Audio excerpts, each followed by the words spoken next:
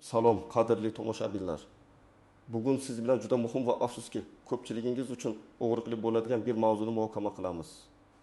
Men hozir aytadigan ma'lumotlar hayotiy ahamiyatga ega va ayniqsa 2026 yil 20 oydan boshlab barcha pensionerlar hayotiga jiddiy ta'sir ko'rsatishi mumkin. Shuning uchun diqqat bilan eshiting va videoni oxirigacha ko'ring. Hozirning o'zida kanalimizga obuna bo'ling va ushbu videoga like bosing. Toki bu muhim ma'lumotlar ko'proq odamlarga yetib borsin. Asosiy muammo ilgari qanday edi, hozir nima o'zgardi?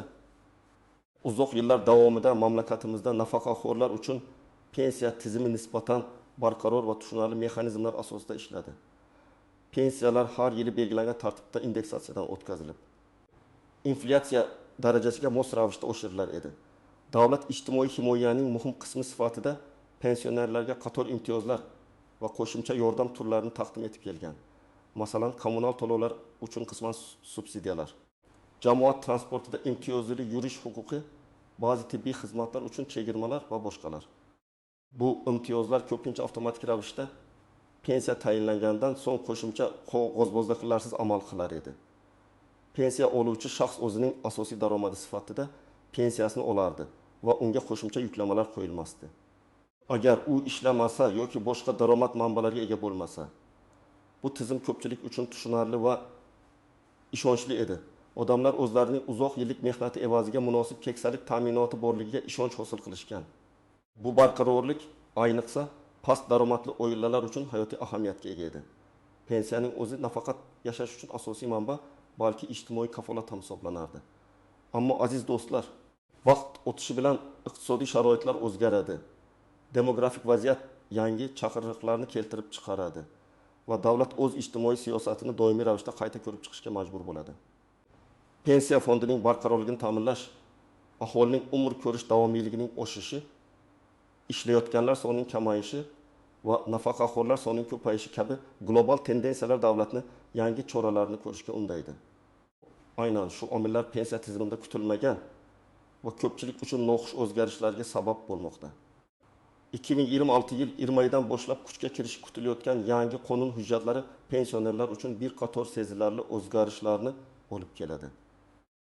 Bu o'zgarishlar uzoq muddatli istiqbolda pensiya tizimini mustahkamlashga qaratilgan bo'lsa-da, qisqa muddatda ko'pchilikning moddiy ahvoliga salbiy ta'sir ko'rsatishi mumkin. Eng asosiy yomon xabar shundaki, barcha pensionerlarning aniq rog'i ma'lum toifadagi pensionerlarning pensiya to'lovlaridan ijtimoiy birdamlik jamg'armasi uchun majburiy sug'urta badali deb nomlangan yangi turdagi chegirma joriy etiladi. Bu chegirma sizning qo'lingizga tushadigan pensiya miqdorini bevosita kamaytiradi. Avvalgidek pensiya sizning to'liq haqingiz deb hisoblansa-da, endi bu mablag'ning bir qismi, ya'ni ma'lum bir foizi umumiy ijtimoiy barqarorlikni ta'minlash maqsadida davlat jamg'armasiga yo'naltiriladi. Bu bir tomondan ijtimoiy mas'uliyat va birdamlik tamoyili sifatida asoslansa, ikkinchi tomondan ko'pchilik pensionerlar uchun qo'shimcha moliyaviy yuk bo'ladi. Ikkinchi muhim o'zgarish shundaki, ilgari avtomatik tarzda berilgan ko'plab imtiyozlar va subsidiyalar endi o'z kuchini yo'qotadi va ularni olish uchun har bir pensioner alohida murojaat qilib, o'zining muhtojligini va boshqa mezonlarga mosligini isbotlashi shart bo'ladi. Bu esa qo'shimcha qog'ozbozlik, vaqt sarfi va asab buzilishlariga olib kelishi shubhasiz. Ayniqsa yoshi ulug' va salomatligi unchalik yaxshi bo'lmagan insonlar uchun bu jarayon og'ir kechishi mumkin. Bu o'zgarishlar faqatgina bir necha oy ichida kuchga kiradi. Shuning uchun hozirdan ogohlantirish va tayyorlanish juda muhim. Batafsil tahlil, nimalarni bilish kerak, kim xavotir olishi kerak va kimga xavotir olish shart emas. Keling. Endi bu yangi qoidalar qanday ishlashini va bu o'zgarishlar sizning shaxsiy moliyaviy ahvolingizga qanday ta'sir qilishini batafsil ko'rib chiqamiz. Eng avvalo ta'kidlash joizki, yangi ijtimoiy birdamlik jamg'armasi uchun majburiy sug'urta badali barcha pensionerlardan ham olinmaydi. Bu juda muhim nuqta. Hukumatning maqsadi pensiya tizimining uzoq muddatli barqarorligini ta'minlash bo'lgani uchun bu chegirma asosan eng zaif qatlamlarga emas, balki ma'lum darajada moliyaviy imkoniyatlarga ega bo'lgan pensionerlarga qaratilgan. Bu usul pensiya fondining umumiy daromadlarini oshirish va uni yanada mustahkamlash uchun xizmat qilishi kutilmoqda. Birinchi toifa majburiy sug'urta badali kimlardan olinadi? Bir qo'shimcha daromadga ega bo'lgan ishlovchi pensionerlar. Agar siz pensiya yoshiga yetgan bo'lsangiz ham, hali ham ishlashni davom ettirayotgan bo'lsangiz va rasmiy daromadga ega bo'lsangiz, demak siz ushbu badalni to'lashingizga to'g'ri keladi. Qonunda shunday belgilangan. Agar sizning oylik ish haqingiz yoki boshqa rasmiy daromadingiz, masalan, ijara daromadi, biznesdan olinadigan daromad va hokazo eng kam oylik ish haqining 2 baravaridan oshsa, sizning pensiyangizdan 5% miqdorida ushbu badal ushlab qolinadi. Bu sizning pensiyangizga qo'shimcha daromad manbai bo'lganligi sababli davlat sizdan ham o'zgina ulush qo'shishingizni kutadi. Bu hukumat fikricha adolatli hissa hisoblanadi, chunki bu toifadagi pensionerlar boshqa daromad manbalariga ega bo'lishadi. Misol bir tasavvur qiling, Toshkentda yashovchi Ahmad aka 65 yoshda. Uning pensiyasi oyiga 5 million so'm. Ahmad aka nafaqada bo'lsa-da, o'z bilim va tajribasi bilan kichik bir konsalting firmasida yarim stavkada ishlaydi va oylik 30 million so'm ish haqi oladi. Eng kam oylik ish haqi aytaylik 2 million so'm. Demak, Ahmad akaning ish haqi 3 million so'm eng kam oylik ish haqining 2 baravaridan 2,4 million so'm ko'p. Natijada 2026 yil iyirmaydan boshlab Ahmad akaning 2 million so'mlik pensiyasidan 5% miqdorida. Ya'ni 25 ming so'm ijtimoiy birdamlik jamg'armasi uchun majburiy sug'urta badali ushlab qo'linadi. Shunday qilib uning qo'liga 2,375 ming so'm pensiya tushadi. Bu uning umumiy daromadiga jiddiy ta'sir qilmasa-da, baribir sezilarli farqni yuzaga keltiradi. Bu pul kutilmagan dori-darmon xarajatlari yoki nabiralariga sovg'a olish uchun yetmay qolishi mumkin. Pensiyasi belgilangan maksimal chegaradan yuqori bo'lgan pensionerlar. Davlat ma'lum bir maksimal pensiya miqdorini belgilagan bo'lib, agar sizning pensiyangiz ushbu chegaradan, masalan, eng kam oylik ish haqining 5 baravar oshsa, sizning pensiyangizning bu chegaradan oshgan qismidan umumdan miqdorda badal olinadi. Bu chora ayniqsa yuqori lavozimlarda ishlagan yoki uzoq yillik tajribaga ega bo'lgan shaxslarga ta'sir qiladi. Bu prinsip ijtimoiy tenglikni ta'minlashga qaratilgan deya tushuntirilmoqda. Ya'ni ko'proq oluvchilardan ko'proq hissa qo'shish so'raladi. Bu ahvoli o'rtasidagi ijtimoiy adolatni ta'minlashga qaratilgan deya izohlanmoqda, ammo yuqori pensiya oluvchilar uchun bu kutilmagan qisqarish bo'ladi. Misol ikki, Farg'onada yashovchi Xadicha opa 70 yoshda. U yirik korxonada bosh hisobchi bo'lib ishlagan va uning pensiyasi oyiga 65 million so'm. Eng kam oylik ish haqi 10 million so'm bo'lsa, uning 5 baravari 6 million so'mni tashkil qiladi. Demak, Xadicha opaning pensiyasi bu chegaradan 5 ming so'mga, 6 milliardan oshgan. Yangi qonunga ko'ra shu oshgan qismdan 10 miqdorda badal olinadi. Ya'ni 500 ming so'mdan 70 ming so'm badal ushlab qolinadi. Natijada Xadicha opaning qo'liga 6,7 ming so'm pensiya tushadi. Bu esa uning kutilmagan xarajatlariga ta'sir qilishi mumkin. Masalan, u biror operatsiya uchun pul yig'ayotgan bo'lsa, bu miqdor unga yetmay qolishi mumkin. Qo'shimcha mulkdan daromad oluvchi pensionerlar.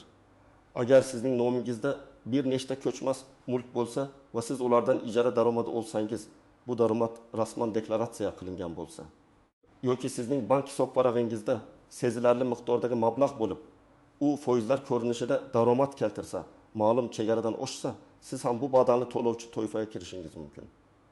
Bu holatda sizning pensiyangizdan 3 yo'l miqdorida badal ushlab qolinadi.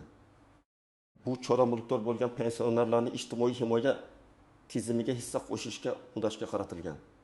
Bu usul davlatga norasmiy iqtisodiyotdagi mablag'larni rasmiylashtirish va ulardan soliq undirishga yordam beradi deya aytilmoqda.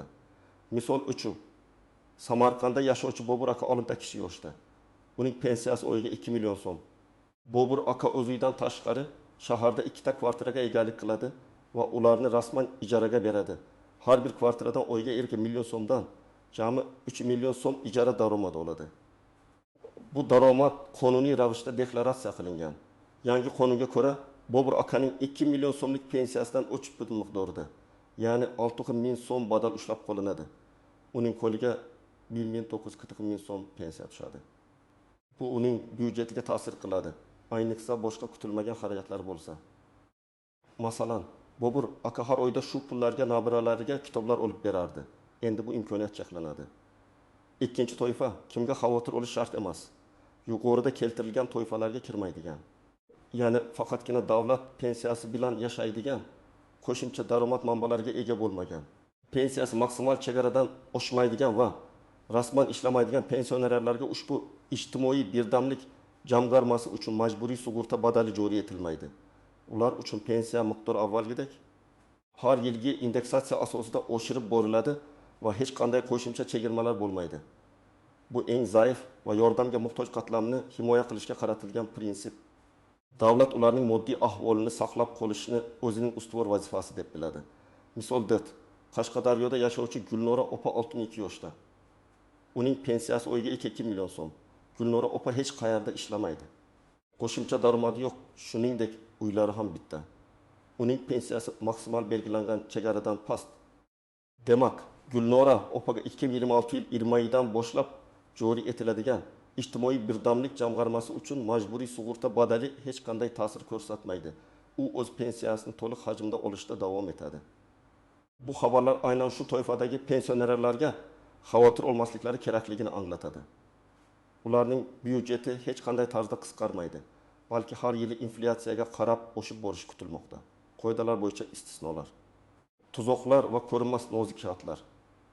Bu yangi tizim joriy etilishi bilan bir qatorda ko'plab nozik shartlar va kutilmagan muammolar yuzaga kelishi mumkin. Qonunda ba'zi istisnolar belgilangan bo'lsa-da, ular hamon to'liq tushunarli emas va ko'pchilikni chalkashtirib yuborishi mumkin. Bu faqatgina moliyaviy chegirmalar bilan cheklanmaydi, balki pensionerlarning kundalik hayotiga ham ta'sir etadi. Birinchi tuzoq: ijtimoiy imtiyozlarning avtomatik bekor bo'lishi. Yuqorida aytib o'tganimizdek, ilgari pensionerlar uchun avtomatik tarzda berilgan imtiyozlar, masalan, kommunal to'lovlar uchun subsidiyalar, jamoat transportida imtiyozli yurish huquqi yoki ma'lum turdagi tibbiy xizmatlar uchun chegirmalar endilikda avtomatik amal qilmaydi. Bu qadam davlat xarajatlarini optimallashtirish va imtiyozlarni haqiqatan ham muhtojlarga yo'naltirish maqsadida qilingan. Hukumat bu bilan ijtimoiy yordamni aniq maqsadga yo'naltirishni ko'zlamoqda. Biroq bu jarayon pensionerlar uchun katta muammo tug'diradi.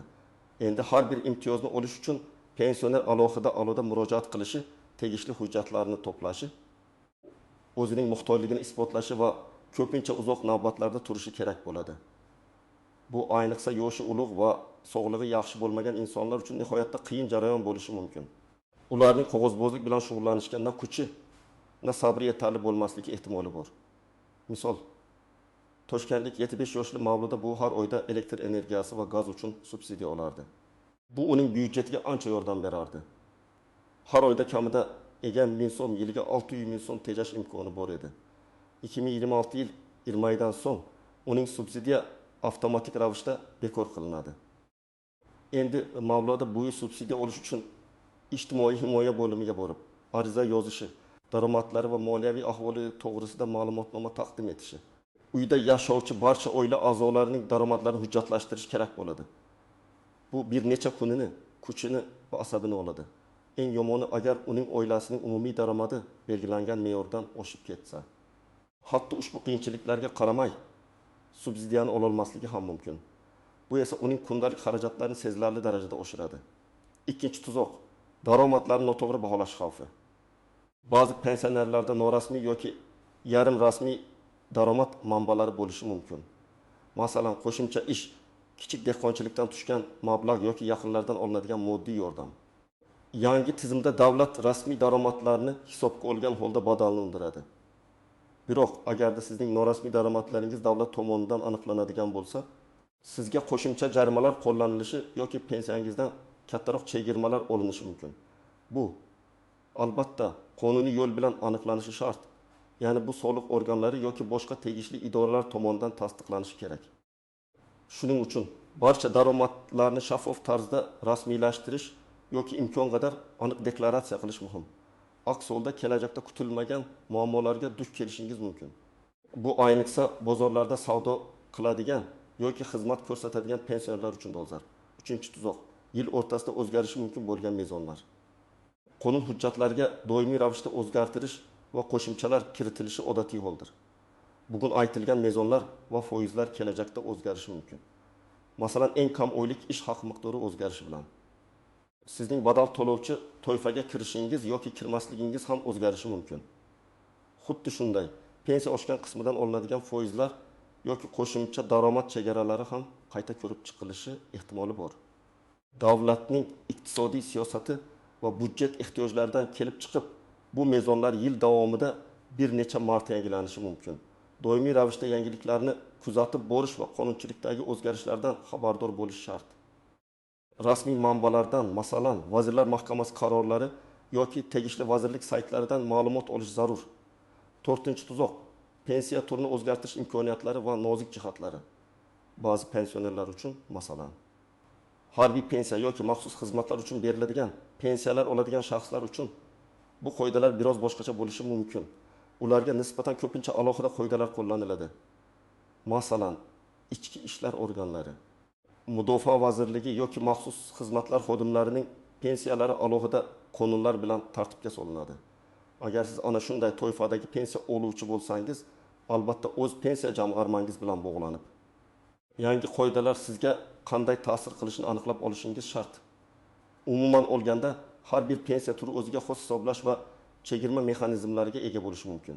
Umumiy qoida shundaki, umumiy fuqarolik pensiyasi oluvchilarga qaratilgan bu o'zgarishlar maxsus pensiya tizimlariga ega bo'lganlarga to'g'ridan-to'g'ri ta'sir qilmasligi mumkin, ammo bu borada ham aniqlik kiritish lozim. Pensiya guvohnomangizdagi pensiya turiga diqqat qiling va aniqlik kiritish uchun tegishli idoraga murojaat qiling. Amaliy maslahatlar. Tomoshabin nima qilishi kerak?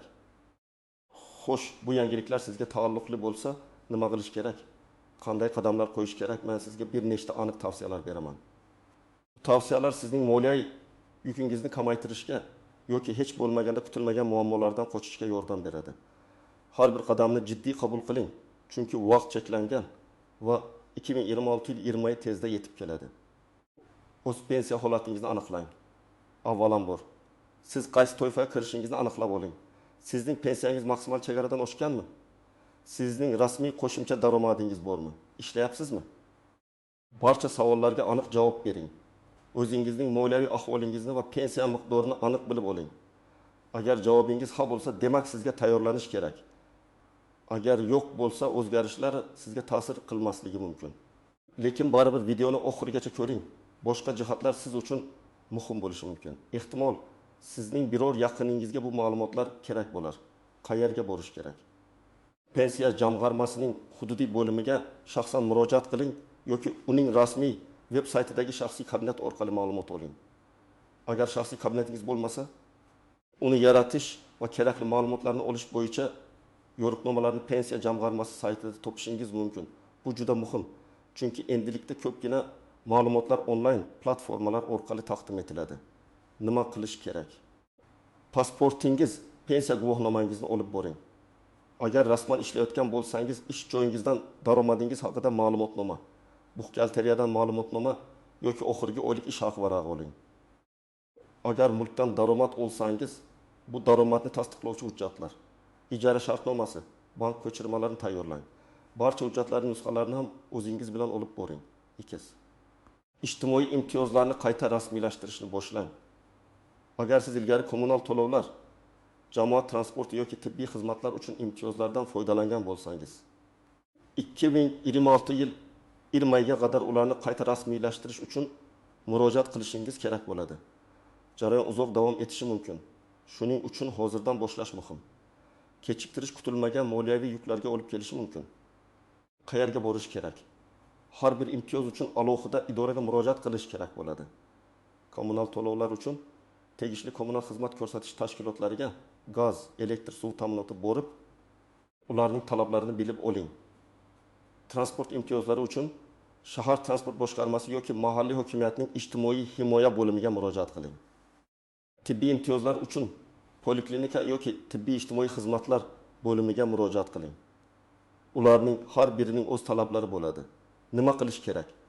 Pasport, pensiya guvohnomasi, oilaning daromadlari haqidagi ma'lumotnomalar, oila a'zolarining tarkibi haqidagi ma'lumotnomalar, mulkchilikka oid hujjatlar agar bo'lsa va boshqa tegishli hujjatlarni to'plang. Har bir idora o'zining talablari bo'lishi mumkin. Shuning uchun oldindan telefon orqali aniqlik kiritish maqsadga muvofiq. Hujjatlarni topshirganda har doim ularning nusxalarini va qabul qilinganligi haqidagi tasdiqnomani saqlab qo'ying. Moliyaviy rejalashtirishni qayta ko'rib chiqing. Agar sizning pensiyangizdan chegirma olinadigan bo'lsa, bu sizning oylik byudjetingizga ta'sir qiladi. hozirdan o'z xarajatlaringizni optimallashtirish va kutilmagan vaziyatlar uchun zaxira jamg'arma yaratish haqida o'ylang.